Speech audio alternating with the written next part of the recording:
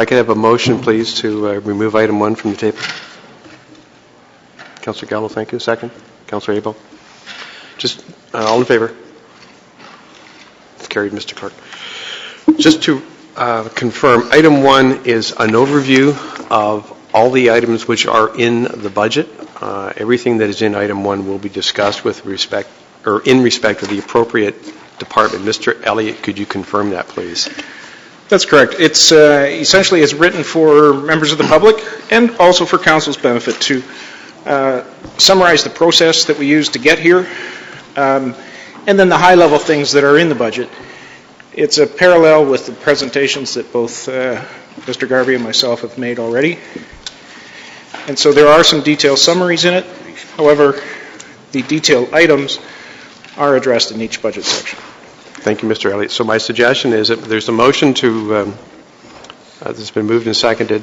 My suggestion is that we approve that motion, and then we move on with the rest of the presentations from the individual departments to look at the budget in whole, and then we'll get in this afternoon, we'll get into the 2 specific departments. If everybody's okay with that, all in favor of moving the motion which is on the floor? Contrary? That is carried, Mr. Clerk. Thank you.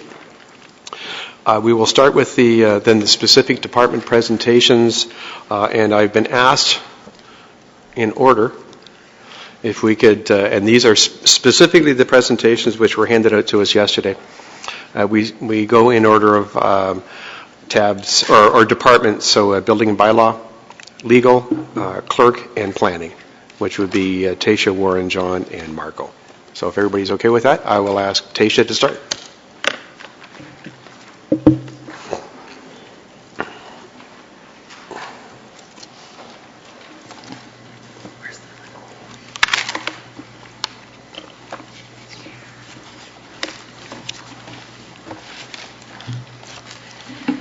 Good morning, Mayor Daw and members of council, and thank you for this opportunity to present to you the Building and Bylaw Services operating budget.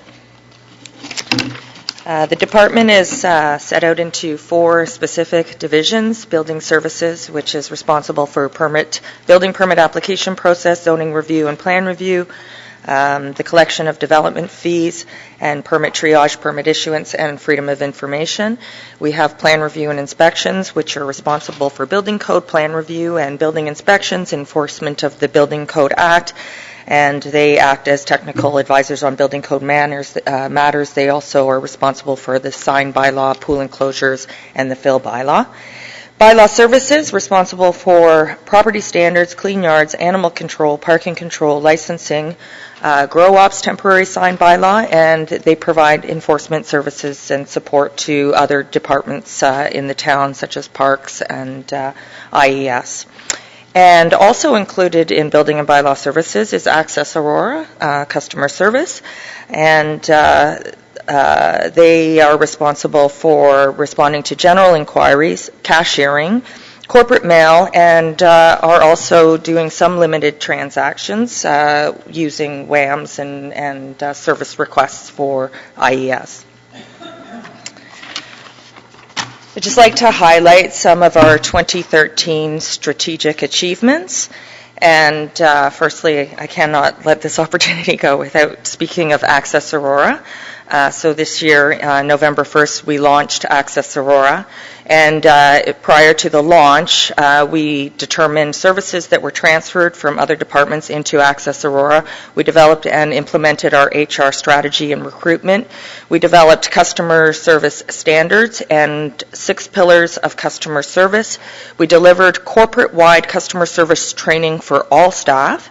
And we undertook, as part of the onboarding of the customer service reps, a very extensive customer service training. Just to give you some idea of, to date, the volumes that Access Aurora is dealing with, on average, they are responding to approximately 700 calls per week. In the months of November and December, they processed over $3 million in payments, and they are receiving and distributing approximately 500 pieces of mail per week. So far it's been very, very busy. We have realized very high volumes, and I believe that they have been very effective in some corporate messaging and dealing with some challenges with respect to GFL and the ice storm and situations like that. We completed, also in 2013, we completed the second phase of the property land use management system. You may know it as CityView, which includes planning, building, and to some extent IES as users. This was a multi-year project that has come to completion in 2013. And the timing is excellent as it allows us going forward with 2C development to track all activities and workload in one system, report out on some significant volumes. We've established increased flexible enforcement scheduling on the weekends and after hours, and we've actually recently, as part of the telephony upgrade, we have now an after-hour call center, a live body, and we've developed an escalation protocol for calls that are received after hours. And one other thing I'd just like to point out in terms of 2013 strategic achievements is we have implemented a Green Path program, which has improved turnaround times for permit issuance on small green building projects. It's very similar to our REP program, which is Residential Express Permit Program, where we turn around. Our objective is to turn around permits within 3 business days, and it's very effective. 2014 strategic advancements. We will continue with customer service implementation plan, including formalizing our service level agreements with other departments, developing the performance measures for customer service and Access Aurora, as well as looking at mechanisms to obtain customer feedback both internally and externally, and also additional phasing of services into the unit. In 2014, we've also will be reviewing the new 2012 building code changes. So it's the 2012 building code, but it takes effect January 1, 2014. There are thousands of changes to the building code, and we're in the process of reviewing those changes, ensuring that we're prepared to deliver the service in accordance with the Building Code Act. We are reviewing this year our Memorandum of Understanding with Fire Services, and this was one of the items that was outlined and opportunities that was outlined in the service level review to look at the feasibility of providing all review and inspections of building code matters in-house. So currently CYFS performs plan review and inspections related to building code in CFS, and there are opportunities to perhaps bring that in-house. And just a couple others I'd like to highlight. We're going to review and amend the FIL bylaw in consultation with Legal Services and IES.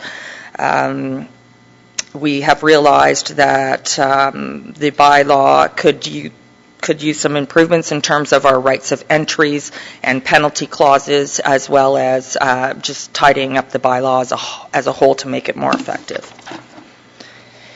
Key performance measures. So we have legislated timeframes on plan review functions that's related to building permits. And as you can see here, they're outlined and categorized by the House, small buildings, large buildings, 10, 15, and 20 days respectively. Our 2013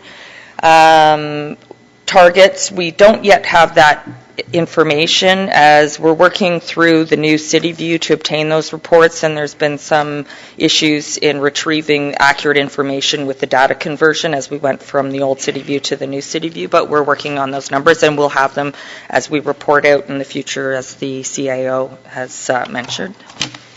Again, this is just a graph, and as you can see, our turnaround times are very good. We are very successful in meeting our legislative timeframes, and I suspect that 2013 is no different than 2012. We're very responsive to those permit applications.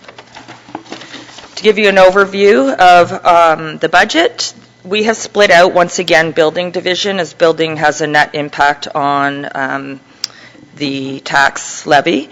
Our personnel costs have increased. Our overhead allocation has decreased. We've gone through an exercise of recalculating what those overheads should be, and this is a transfer of permit revenues to corporate for the indirect costs related to building code administration and enforcement. So these are things like HR support and IT support that support our building division. So those are indirect costs. So it's shown as an expenditure for building, but at the end there's a reduction in that expenditure as we've undergone that recalculation. Other expenditures have decreased, or we're anticipating a decrease. External revenues, we're anticipating with the onset of 2C a significant increase in our permit revenues, and because buildings nets out to zero, the transfer from reserves, which is a revenue, is actually decreasing significantly, but this is just the transfer from our reserves to offset any shortfalls in our revenue. So the net impact is zero. For bylaw services and customer service, our personnel costs have increased. Other expenditures have also increased, so the total expenditure increase is about okay. You're going to catch up? Okay, thank you. Total expenditures have increased by about $90,000, 7.5%. And our revenues have increased as well. So the net is a 7.7% impact on the tax levy. Base pressures are approximately 5.2% of our budget. Salaries and benefits are attributed to that at $90,960. Animal control at $13,500, and this is an increase, our annual increase in the contract, but also includes additional costs for emergency call-outs, where we realize that, which is over and above our contract, we get charged for emergency call-outs. And mileage has increased by $4,000. Efficiencies and reductions in the base, again, a reduced draw on the reserves of $471,800, so that's significant, and that's due to increased revenues. A recalculation of our overhead costs at $104,400. Our office supplies, we are going down by $3,500, and training has also been reduced by $4,600. And this is this is mandatory training related to the building code. It was anticipated that when the new code was released that there would be some qualification maintenance requirements. The ministry has announced that they're reviewing those provisions. They haven't yet set out the timelines. It will not occur this year. It was anticipated that it may occur last year. We've been, the ministry is always behind in the release of the building codes. And so we know this year we will not be required to do that mandatory training, so we have reduced our budget. New items are the new position of the licensing and court administrator, funded from June 1st, 2014. You will see here that it's $49,900. I noticed on Dan's slide it was indicated at $39,000, and that is probably the impact on the levy, as this position is partially funded by the building department, or the building department, through permit revenues, as this position will support buildings in the enforcement aspects of the building code. So it is 20% funded by building. An overview of the changes. 2013 approved budget is $916,000. The base expenditures, which is a reduction in expenses, is $13,400. Again, included in this is the reduction in the overhead allocation. And as a result, our revenue changes also have been reduced, as the reduction in the revenue as a result of requiring less funding from the building reserves. And then we have our new items, so the net impact is $986,800. And our forecasted pressures is the annualization of the requested position of licensing and court administrator and customer service representation or representative to meet the growth demands and additional phasing of services as we move forward. And that concludes my presentation. Thank you very much, Ms. Van Leeuwen. May I please, first of all, have a motion to receive and refer to tab 10? Councillor Gartner, Councillor Thompson, thank you. General questions on the presentation. Councillor, who are you? Thompson. It's Saturday morning. Thank you, Mr. Mayor. Just for clarification, so is the process going to be that we're going to hear each presentation from each department and then come back to the Yes. blue sheets to ask specific questions? Yes.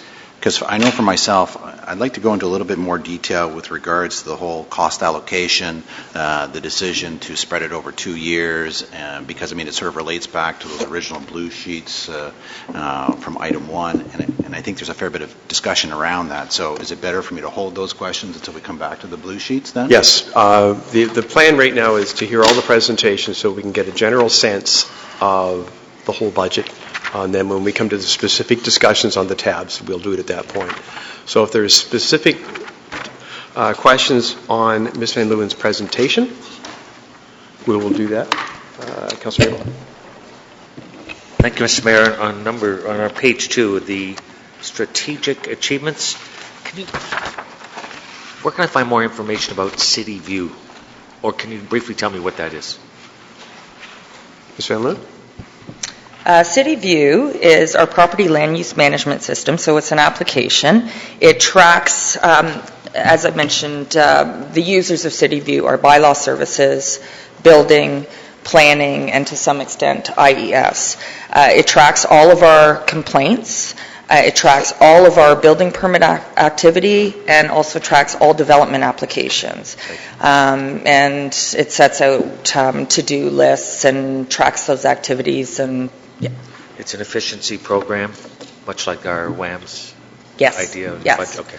Thank you very much. So, for example, you could go and pull up your address and find out everything that's gone on, which may or may not be a good thing. Any other general questions? Councillor Buck? Well, I'm going from page to page. If they're not general, you can phone me. You cite some numbers for us for the new customer service, but there's nothing really to indicate that there's any difference in those numbers than there was before we had a customer service department. It's just all centralized in one. So we won't know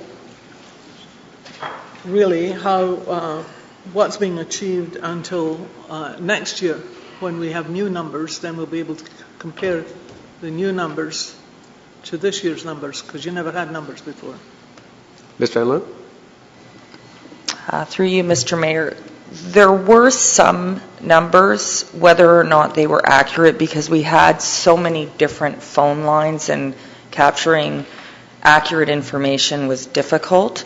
So I think next year will be a better indicator of numbers. But we do have volumes as of November 1st.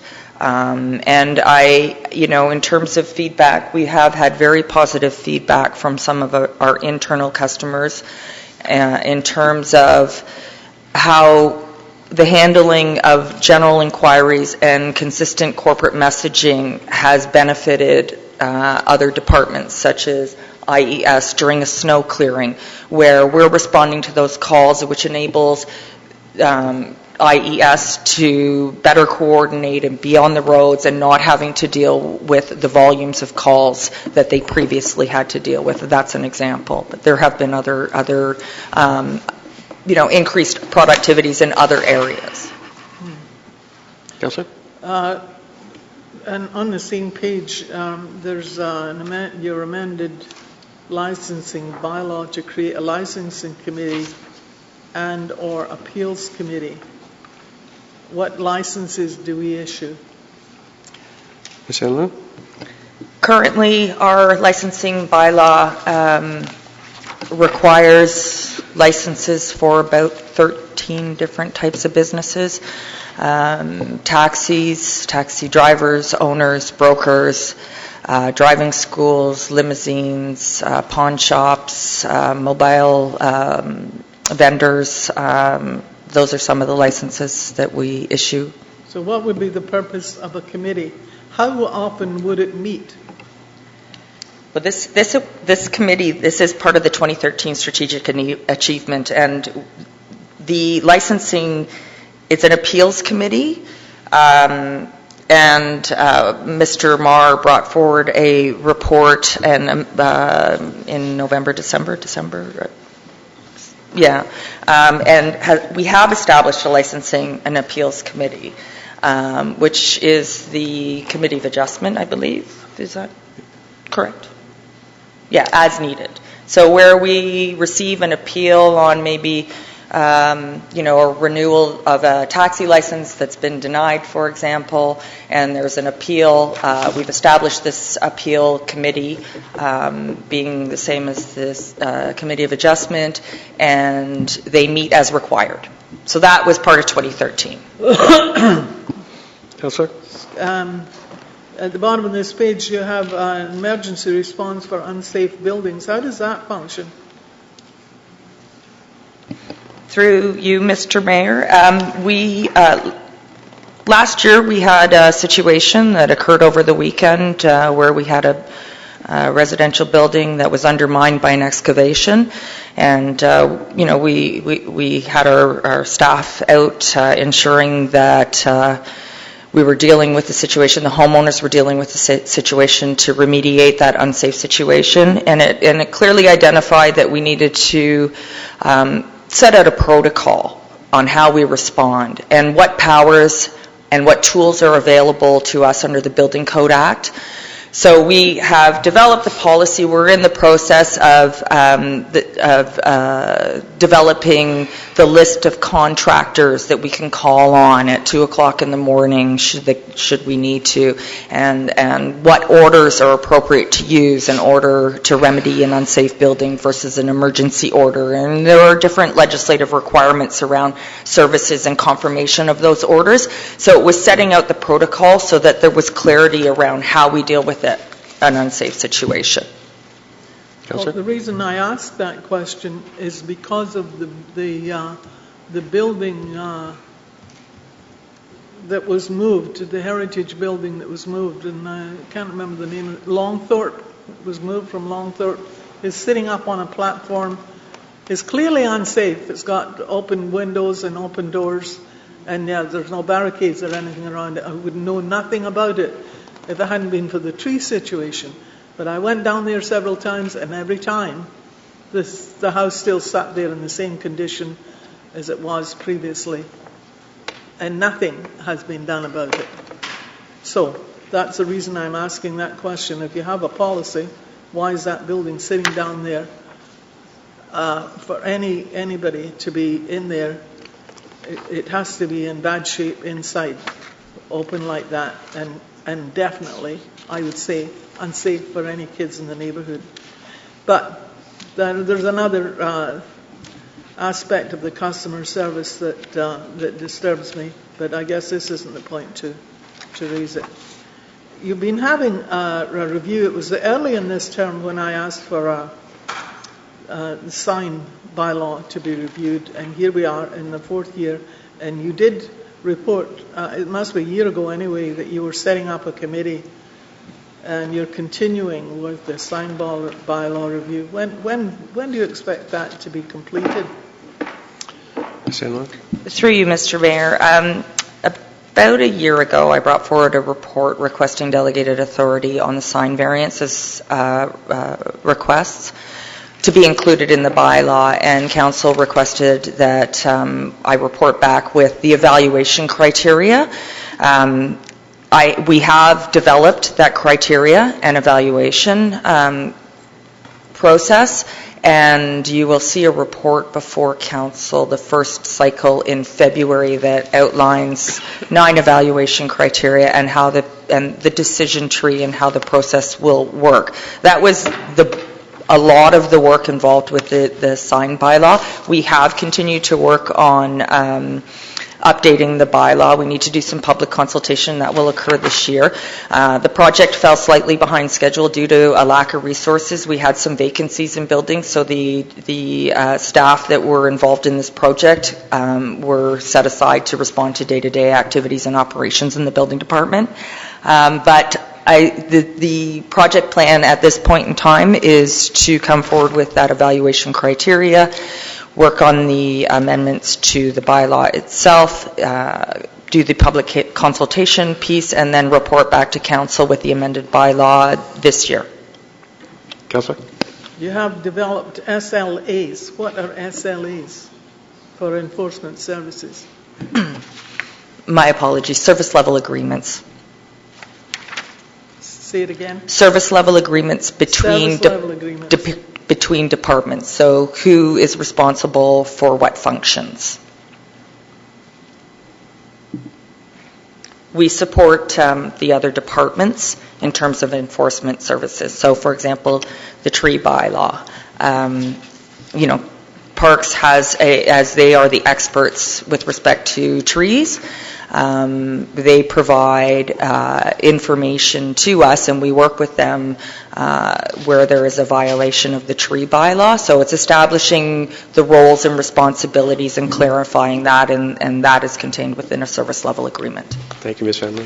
Councillor Buck? On the next page, no number, review strategic 2014 strategic advancements. Review the new 2012 building code effective in January 1st, 2014. The building code is the Ontario building code, I would assume. Through you, Mr. Mayor, that's correct. The ministry has just released what they call the 2012 building code effective January 1, 2014. Although it's a 2012 building code, they've just released it now, and you're expected to enforce it by January 2014? Yes, we received the publication, or the publication became available for purchase in September, October. So we received the code sometime in October, in the fall. There are thousands of amendments. Some of them are editorial in nature, and some of them are significant. For an example, in a residential building, one of the changes is that every sleeping room, every bedroom will now require a smoke alarm, whereas before it was just in the hallway on every level. So that's a significant change. But without going through each and every change, you don't know. It also means that we need to amend all our handouts, all our reference documents that are referenced to building code provisions, that kind of thing. How often do they do that? They're supposed to release a new code every 5 years. Okay, It's hit and miss. can we... Okay, and Don, second from the bottom, implement a new policy respecting marijuana grow operations response and cost recovery. Explain that. Quickly, Ms. Van Loo? Sure. Each municipality has been approached by the region in terms of cost recovery with respect to marijuana grow ops, in terms of police services and fire services, and how each of those agencies can recover those costs. So we're looking at implementing a bylaw that would allow us to recover those costs. We will recover costs from the owners, the property owners. It's the cost of enforcement for illegal grow-ops. Yeah, the cost of you discover someone's growing marijuana, and you go there and say, pay up. It's not quite that simple. Police services and fire services are usually on scene first. There is legislation that requires that they provide notification to the municipality that they have discovered a marijuana grow-op, and then we are responsible to undertake an inspection of the property and determine what remedial action is required in order to remedy the situation. So there are our costs, there are police services costs, fire services costs, and we're looking at implementing a cost recovery bylaw that would allow us to collect that money from the property owner. And how do you enforce the... Okay, this is far beyond, that's a good conversation you can have with Ms. Van Leeuwen offline. Not a but- conversation, Mr. Mayor. It is affecting, it's here because it affects the budget. Well, but we can get into that specifically when we look at the budget item.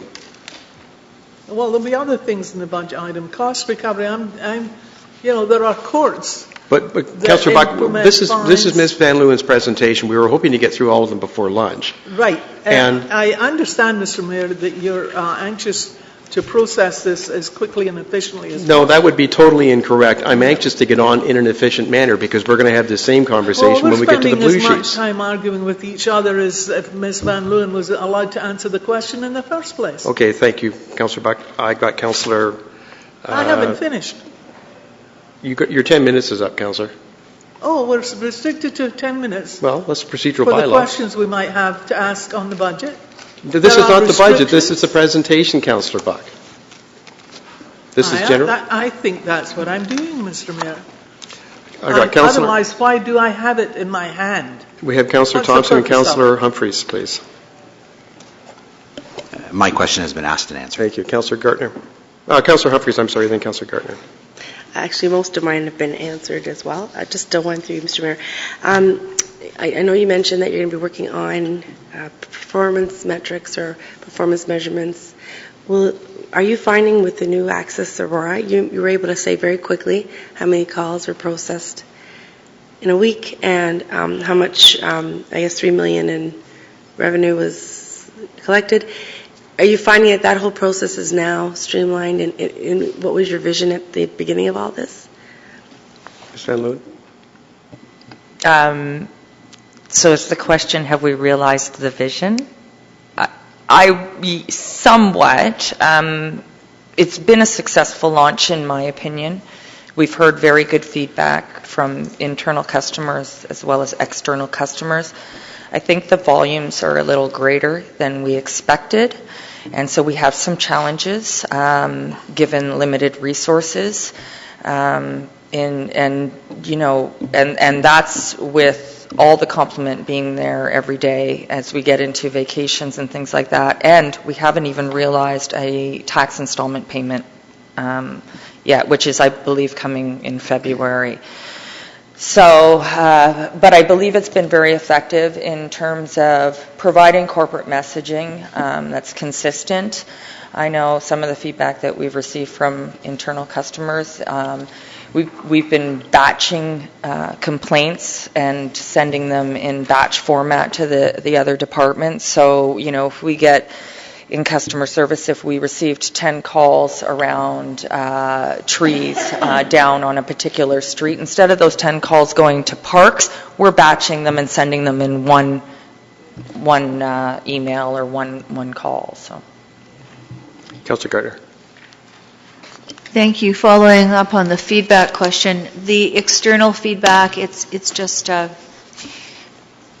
don't know what the word is. We're not documenting it at the moment. And will we be?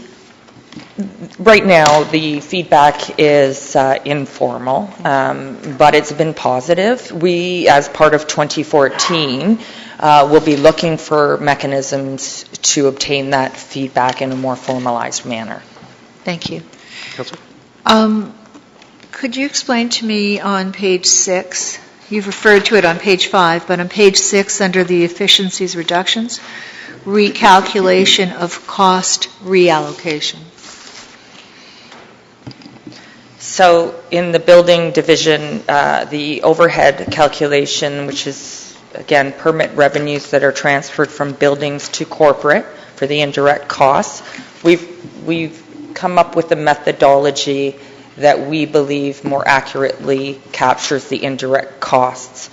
So it's an efficiency in buildings as it's an expenditure. Councillor.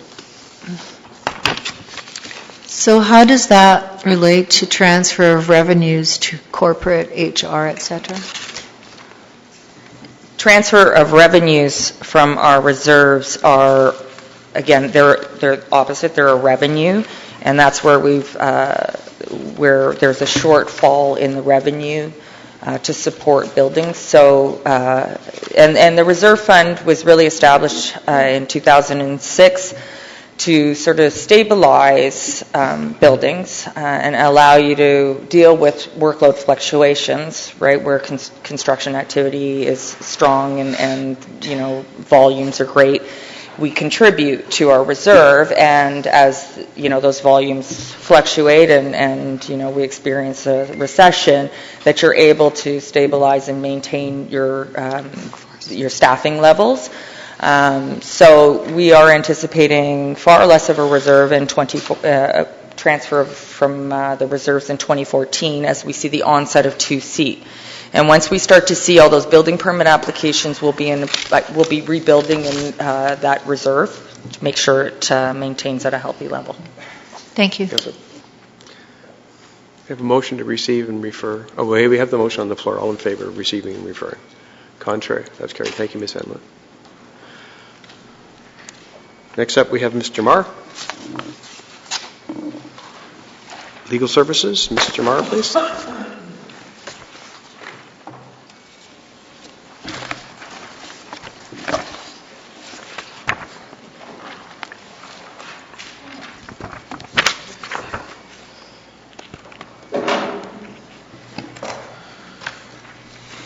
Thank you, Mr. Mayor and Council, and good morning. Just wanted to go over our presentation for our Legal Services Department for our budget for 2014.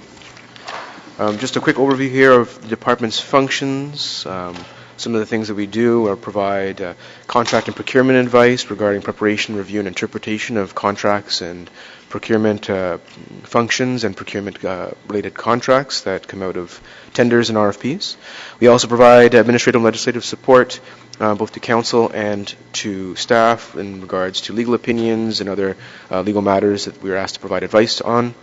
We provide real estate support in terms of title searches, purchases, sales, leases, easements, encroachments, you name it in real estate. That's our responsibility to assist staff with. Planning and development, we have one clerk and myself who deal directly with planning and development, assisting the planning department with subdivision agreements, development agreements, site plans, and those types of items. And we also deal with litigation, including Ontario Municipal Board matters and the general civil litigation as required by council.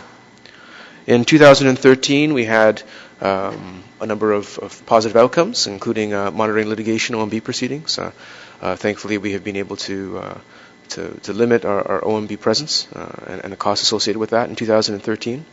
As well, we have been creating document precedents for other departments, and one of the ones we are particularly proud of is helping the customer service division with a new tax certificate and property information sheet to give a one-stop sheet for the public when they come in to request information from customer service. For positioning our future, we have been dealing with the York Regional Police and the expansion of their parking lot. As I understand, they're working on that now in their renovations and expansion of their building. As well, we've assisted Building and Bylaw Services by creating the Appeal Tribunal for Aurora, as mentioned by Ms. Van Leeuwen. And we have also maintained, with regards to client service and satisfaction, the town's legislative compliance and provided advice to the client departments with respect to interpretation of laws, and we were happy to see in 2013 the rollout of a new procurement bylaw. In 2014, in the community goal, supporting that strategic plan goal, we are looking to create an animal control bylaw, consolidating our licensing and control of dogs bylaw, and the prohibiting and regulating the keeping of and being at large or trespassing of cats bylaw. There's no licensing of cats, but there is a control of cats, and we'll be working with Building and Bylaw Services to consolidate that bylaw for 2014. We're also looking, as Ms. Van Leeuwen mentioned, about implementing a new administrative policy and protocol for marijuana grow-ops.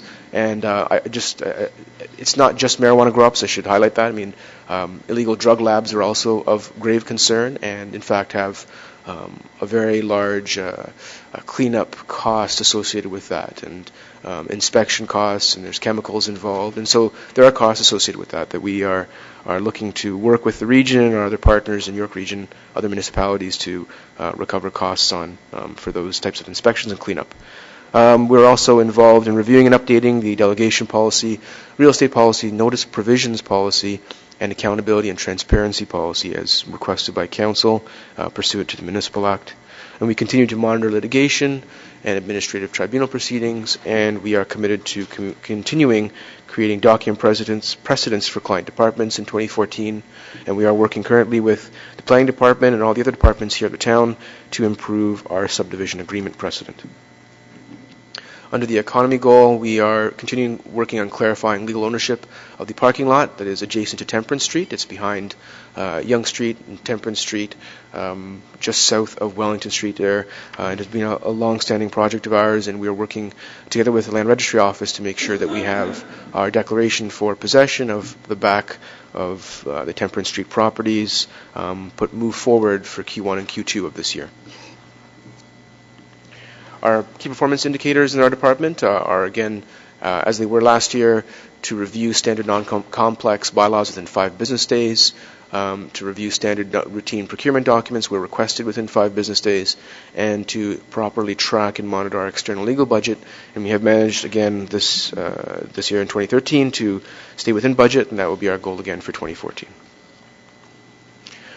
Our 2014 draft budget shows a personnel cost increase of $19,000, offset by a savings of $500 for total other costs, giving a total expenditure unfavorable amount of $18,500.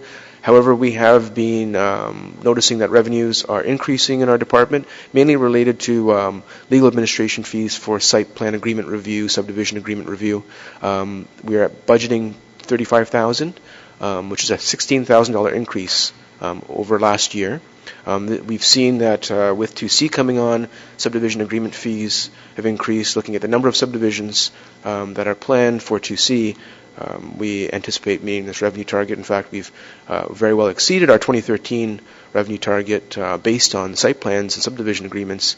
Right now, we're sitting at about $47,000 for 2013, so we think budgeting $35,000 for 2014 is completely reasonable. This gives a net unfavorable amount of increase, in our budget of $2,500 year over year. Again, as mentioned, the expenditures base pressure is salaries and benefits of $19,000, and we don't see any pressure in our revenue. In fact, quite the opposite. We are expecting to bring in more revenue this year than last. Efficiencies and reductions in expenditures, we have managed to reduce some of our other costs by $500, and our revenue has increased. We're budgeting by $16,000. So, quick overview. Approved budget, you see there is $828,100 from last year. We have no annualization for this year. We are expecting a base expenditure net change in 2014 of $18,500, but it is offset by a base revenue net change of $16,000 for a total budgeted amount for 2014 of $830,600. And in terms of forecast pressures, we don't believe that, taking into account ongoing and potential litigation, that there will be any negative impact on going over budget for our external legal costs for 2014. That is my presentation, Mr. Mayor and Council, and I look forward to taking your questions in detail either this coming Monday or the next. Thank you, Mr. Marr. May I first have a motion to receive and refer? Councillor Thompson, Councillor Gartner. Thank you, Councillor Thompson. Thank you, Mr. Mayor. Through to Mr. Marr. Mr. Marr, I'll save some of the financial questions until we come back to the blue sheets, but just going back to the 2014 strategic objectives. 2013, we saw a number of issues arise because of subdivision agreements and the lack of clarity around some of the clauses with respect to school properties, tree preservation zones and stuff. So I think from my perspective, I'd like to see one of those key objectives be around all the subdivision agreements that you're currently drafting up for the 2C lands. that there is greater clarity around those clauses so that we can avoid some of those issues that we've seen come to light in 2013 and be more proactive with regards to, what may or may not happen with some of those properties around the tree preservation so that any of those residents or soon-to-be residents that purchase property in 2C have a better understanding. So, I don't know if you've covered it in the real estate policy or not, but to me that's one of the key objectives going forward is the drafting of those subdivision agreements. Thank you. Through you, Mr. Mayor. Yes, that is one of our goals. In fact, we're working together with Planning and Development Services. We've identified that as an issue, and we have a precedent review committee that is basically made up of representatives of every department in town. We're currently reviewing it. We're very close to finishing a brand new precedent for our 2C subdivision agreements. And so we've identified some of the issues that you've outlined and that we've seen over the past year. Councillor Gardner, did you have your hand up? Thank you, Mr. Mayor. That was a really good question, Councillor Thompson.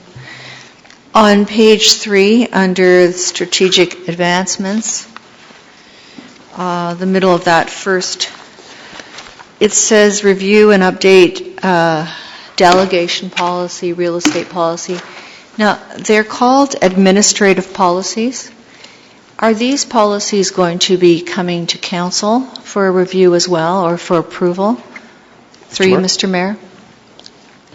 Through you, Mr. Mayor, yes, that is correct. All of the policies will be coming forward to council for review in the first 6 months of 2014. That's the plan. Thank you. Other questions for Mr. Mark? Councillor Buck, Councillor Gallo? I'm going to try again, Mr. Mayor, and get an answer to my question about the policy that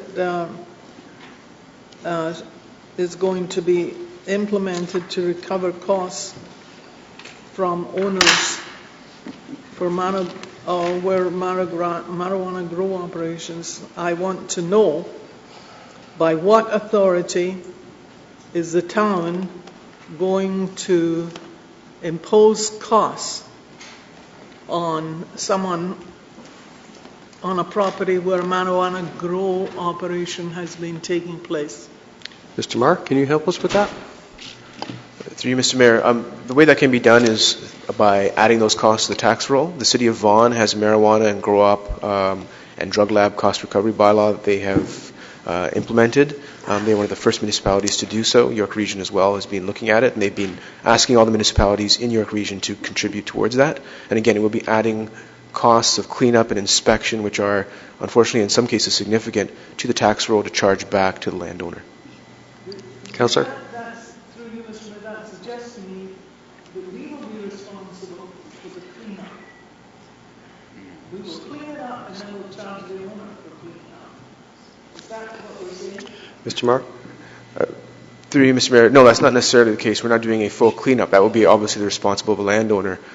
Subject to what Ms. Van Leeuwen might want to add to this, when I mention cleanup, I might mean removing things for evidence, removing plants, destroying those plants. There are certain public authority costs associated with that, and they fall under the rubric of cleanup, but not necessarily in the full cleanup and restoration of the property that you may be suggesting. It's more about removing evidence, removing the offending marijuana plants or drug lab paraphernalia, that type of cleanup cost. Councillor? We're interested to see how that works. I have another question, couple actually. We have every year a roster of external legal firms and we use them regularly. Not anymore. And that's a cost, a legal cost. Reflected in your budget? Mr. Mark?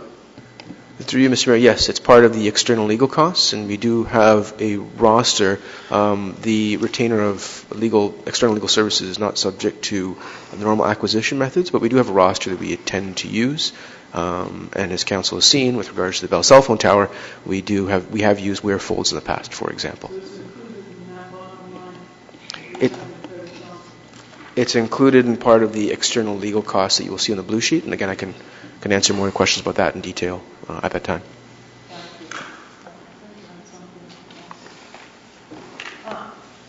The last page, clarifying legal ownership of the parking lot adjacent to Temple Street. There really isn't any question about the ownership of that parking lot because we worked out an agreement in the 70s with the owners, and it was, we constructed it and it's open to the public.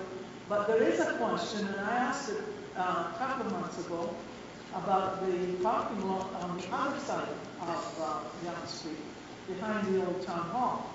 That really does need clarifying, because it's been literally an abandoned site since we sold the old town hall. Absolutely no attention given to it. It's in shocking condition.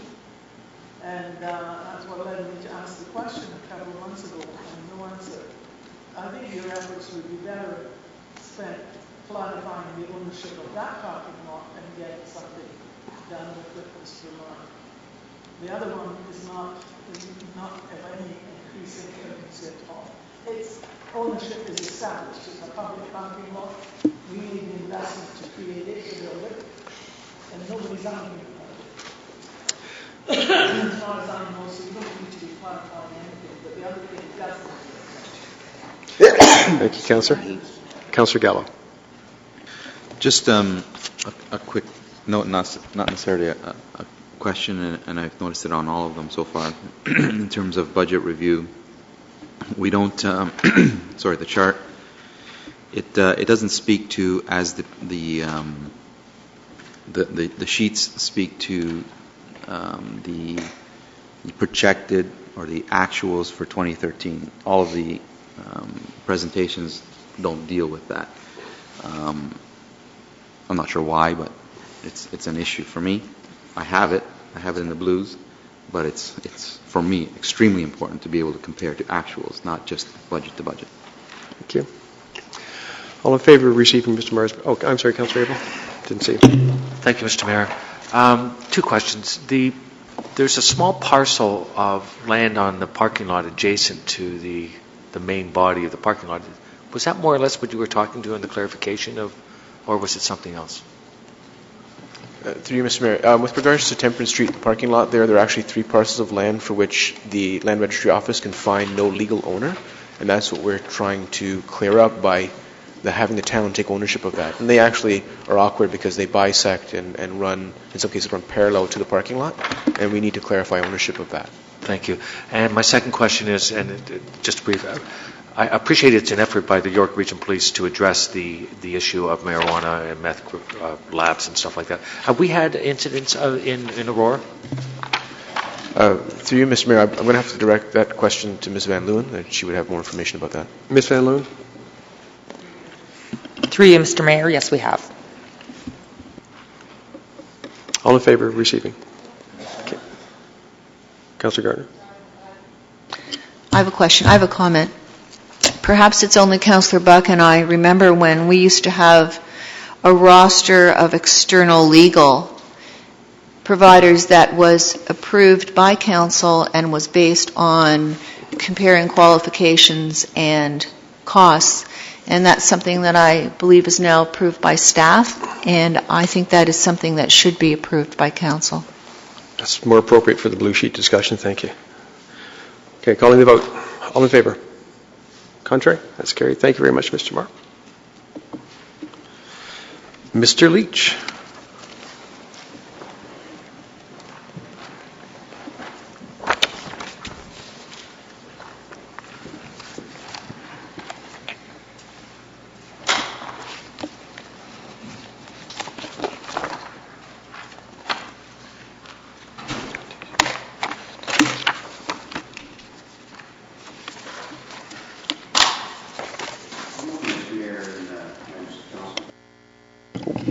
Are we here? Good. Good morning again. Thank you for the opportunity to present Customer and Legislative Services draft budget for 2014. I know we're sitting as, you are sitting as General Committee, but I hope I can address you as Council, because as you know, it's pretty much one and the same. Departmental functions, in the interest of maybe catching up and saving a little bit of time, unless there's any questions on this page, I think members of council are pretty familiar with the functions of my department, and I know that you can read that slide for yourself at your leisure. spend a little bit of time commenting on the 2013 achievements, if I might. One of the things has already been mentioned by Mr. Marr, because he and his staff spent considerable time on it, and that was the implementation of a new procurement bylaw. As you know, that went through council, and there was a lot of work went into that. One of the significant things that occurred there was to raise the threshold, as you know, to $100,000, which will ultimately provide better service to the people that we contract with and maybe turn projects around a little quicker. And I know that council was ultimately in favor of that. We have on the integrated accessibility standards field, I can give you an update on that. As you know, the province has mandated municipalities to become completely accessible by the year 2025, and to that end, they passed the ODA and the AODA, and there's been a series of provincial regulations that have been passed, and we are in compliance with all of those regulations, with the exception of one, which is the as-built standards. And that one is yet to be released yet, and I believe it's projected to be released and to be implemented by 2016. We've provided now in the area of freedom of information requests, all staff in the building have received freedom of information requests so that they're aware of how what information can be provided, and whether it can be provided without having to go through the process of an FOI request, or in fact, if it has to go through that type of a request, how we go about that. A while back, we had someone come in from the province and conducted a seminar on an overview of freedom of information legislation, and it was quite well received, and I was very impressed with the number of staff that came out. I I can't remember the percentage now, but we had a couple of sessions, and it was very well received, and I understand it may become an N6 initiative, and we may roll that out but I'll leave that for the CEO to address at the appropriate time. We have been working on the meeting management software. Some people refer to it as Provox, some people refer to it as agenda.net. That is going to enable council to go paperless on their agendas. I know some of you already are, and so we're well down that road. It is in the final stages now. We're continuing to migrate information over from the old CHIP system into agenda.net. And once all that information is in agenda.net and we roll it out, members of council will be able to access all information much more expeditiously, specifically old reports, bylaws, that type of information. On positioning ourselves for the future, we're continuing risk management training. The most recent one, Ilmar will remember, Mr. Simonovs, that we had one of the lawyers from Warren, who was that came in, Charles Painter? Yeah, Charles Painter came in and gave a seminar on the minimum maintenance standards, which basically are the regulations with respect to getting the snow off the roads and applying salt and that kind of thing. Client services and satisfaction. Basically, that's just my staff responding to requests as effectively and efficiently as possible.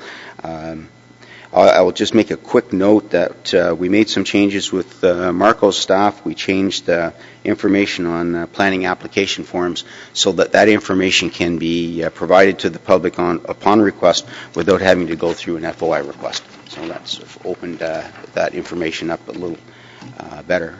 Strategic advancements. Supporting an exceptional quality for life. I'll just mention that Aurora Council, as you know, pretty much from the get-go, has contributed $50,000 per year to make the Aurora community more accessible.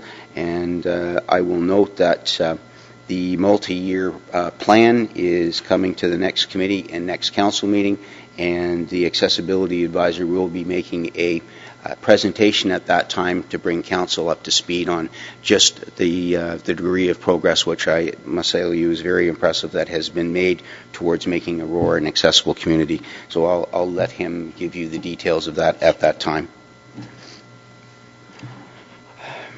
Investment sustainable infrastructure. We continue to review all public public buildings with respect to accessibility. The latest example will be a review of the new AFLC and then obviously the JOC also. With respect to environmental stewardship, I think our best example there is our progress on implementing an electronic document record management system. As you council knows, that's a long-term capital project. That it started off with an inventory. It has now got to the stage where we have a records retention bylaw which has been completed and is with Mr. Marr's staff for review and will be proceeding to council in the next month or so. Key performance indicators. They are as they've been reported previously, and I note that the CAO mentioned earlier that we're going to be rolling out a report on that, and I believe there will be a few more key performance indicators in that report. Financial overview excluding the election costs. My personnel costs are up 3.5%. That is due basically to step increases and some minor job description changes in the procurement area. The job descriptions for the purchasing clerk and the buyer were revised to reflect expanded duties in both positions, so there's marginally increased costs there. Mr. Mayor, I'll mention, I'm assuming that any questions will be asked at the blue page stage, so I'll move on fairly quickly. The overview with the election only, you'll see in there that we've set aside $262,500 for the upcoming election, and basically that is funded by transfers from a reserve fund, and at this time we put in approximately $62,500 per year to fund that reserve, and then every 4 years there's a draw on that to fund the election. Salaries and base pressures. Salaries and benefits, as you can see, there's very few base pressure increases in customer and legislative services area. One of them, unfortunately, is the anticipated insurance premium increase. Council is aware that the insurance increases insurance premiums are increasing. We had put in $34,600 as an anticipated amount to cover the increase. Unfortunately, it won't be sufficient. The initial coming back from the insurers from BFL was a 46% increase overall, which to me was totally unacceptable and is totally unacceptable. I started to negotiate with them aggressively. We've got them down somewhat from that. We haven't finished yet. I suspect that when they come back, and I'll be able to report through the budget process what that amount will be. There are measures that we can take to get that down, including a review of our deductibles. They're currently fairly low for a municipality of this size at $5,000. So we will be doing an analysis, and legal will be assisting us with that, an analysis for an increase to $25,000 and $50,000. And once we know whether that analysis is cost effective or not, we'll be advising council. I will also note that all of the N6 municipalities are experiencing increases in the neighborhood of 20%, and I believe that the N6 CIOs are going to meet with BFL and to see if there's anything else that we might be able to do to bring these increases in line. I'll leave that for the CIO to address at a later date. The other cost pressure increases, marriage licenses, that's not a significant thing. It wasn't here last year basically because we had enough marriage licenses in stock, as it were, from the year before. So I've asked staff to try and make those purchases annually so that there won't be a fluctuation in those costs. The meeting management software, as I mentioned earlier, that's agenda.net, and that's the annual licensing fee. And other increased pressures are just various cost increases, including postage, which, as you know, is going up considerably. New items, I'm not requesting any new staff this year, with the exception of one summer student. Last year we had 2 part-time summer students, one utilized in the committee secretariat area and the other in the procurement area. We're hoping to increase that to 1 for each, which would be an increase of 1 summer student. And as you can see, the cost there of $11,500, and that's got to do with the wages and benefits, and that's what that cost is for. As he indicated earlier, one of the increased pressures was postage. We're budgeting an increase for $15,700 on that, and that's to cover off an increase of 64 cents to 86 cents due April 1st. Not much control over that. Overview of changes of the approved budget. I think we've pretty well covered that to date. The 84,000 changes, that covers the program records manager, and that's funded from the capital project, so that's what that refers to. And new items are just various incidental expenditures.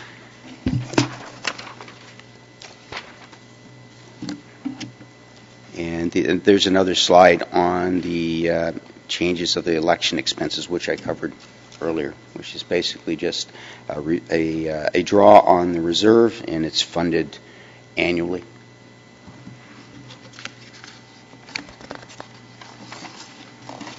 Just to wrap up, we will continue to comply with provincial legislation, in particular the AODA, and we will continue to implement the corporate-wide records management program. I mentioned earlier that that's a multi-year capital program that will culminate in the implementation of an electronic document records management system. And I discussed insurance premium costs earlier, and I'm assuming that we can address that more specifically when the blue pages are reviewed. I thank you for the opportunity to present my budget. Thank you, Mr. Leach. May I please first have a motion to receive and refer? Councillors Gartner and Peary. Comments on Councillor Buck? Mr. Leach, you weren't here when the Accessibility Act was passed. And in the beginning, one of the requirements within the Act was to conduct regular training workshops, and they had to be done periodically. And our process at that time was to call for expressions of interest from qualified parties to provide these training sessions. And then we found that proved to be a little problematic because the committee wasn't particularly interested in awarding the contract to the best bidder. I won't go into that long story, but anyway, we found the person with the best qualifications, and the clerk decided that we should give that person a contract, and it would save the town from calling for expressions of interest on a regular basis, and the training could be ongoing. But that was an expense of the accessibility program. But it was never reflected in a budget. In fact, no budget was created. And I believe that the expense of that, Ms. Hendrickson is no longer the accessibility advisory resource person. And now we have another person, but we have a full-time salary now for this person, for this committee, for this program. Don't you think that salary should be reflected in the budget for the accessibility program? Mr. Leach or perhaps Mr. Elliott? Through you, Mr. Mayor, I can make a comment on that, and then perhaps Mr. Elliott can expand on it if he wishes. Councillor Buck is referring to the training that was initially done by Ms. Hendrickson, I believe, and that training is now done by our accessibility advisor, Chris Catania. We are required to do that training for all of our staff, and we're required to do it for contractors that deal with the city. That has become, the town, that has become a revenue source. Mr. Catania now does that, and he is bringing in revenue from that, and we expect that revenue to increase over time. As to the question of whether that salary, his salary in particular, should come from the Customer and Legislative Services budget or be funded from the reserve that Council has created for accessibility purposes, that's entirely up to Council. Mr. Elliott could comment on a few issues. Mr. Elliott? Through you, Mr. Chair, the blue page, and I know we're trying not to get into the blue pages, but the answer to your question is on page 6-7, and that's the budget piece where the accessibility advisor sits within the operating budget of Mr. Leach.